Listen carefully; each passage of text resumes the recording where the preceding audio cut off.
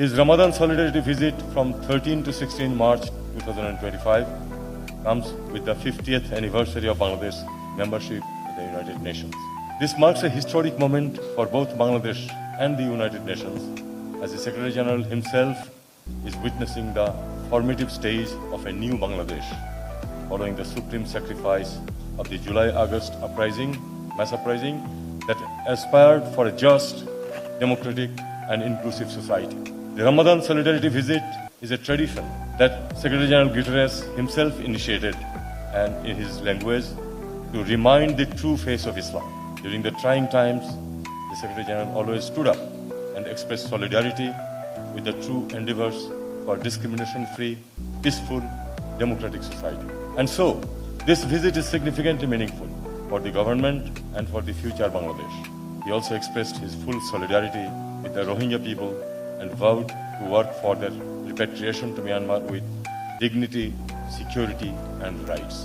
During this visit, the Secretary General and his high delegation, that includes among others Under Secretary General Ms. Rabah Fatima, met the Honorable Chief Advisor, visited Cox's Bazar Rohingya camps, met the Rohingya children and youth, witnessed how they get equipped with portable skills and learning opportunities for a dignified return to their homeland, and had an extraordinary historical solidarity iftar with more than 100,000 Rohingya people along with the Honorable Chief Advisor.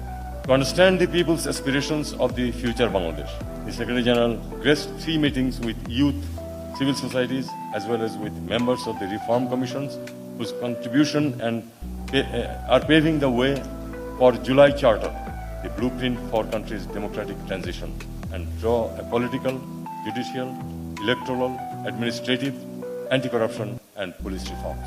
During this visit, the Secretary General learned how desperately the Rohingyas want to return to their motherland, uphold their identity, enjoy their rights in the land they will own, and live a life they consider dignified. They are loud and clear that they see a dignified life in their forefathers' land, Rakhine, not in the neighboring country's shelter, the Cox's Bazar camp. They said, even an insect has its own home, but we don't have. They defined voluntariness and dignity for themselves. The Secretary General, with his gracious presence at Rohingya camp, expressed solidarity to the cravings of the Rohingyas. He spoke aloud to draw the urgent attention of the international community, to extend all-out support to stand by the Rohingyas, to keep spotlight on them, the most discriminated people of the world.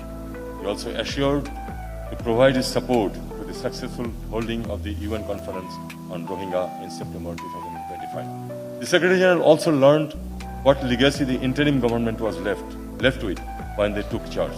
He appreciated the complexities of the reform process for a free and fair election and a real transformation of the country. He promised the UN's total commitment to the reform process under the leadership of Honorable Chief Advisor, and said he will do whatever he can to support the endeavors of the interim government and stand by Bangladesh and its people. The SG also expressed concern with the disinformation targeted against Bangladesh. His visit would more than counterweigh the misinformation and disinformation campaign and the attempts to destabilize Bangladesh. His assurance of support would help us in our successful reform process and our transition to democracy, in line with the common aspirations of the people of Bangladesh.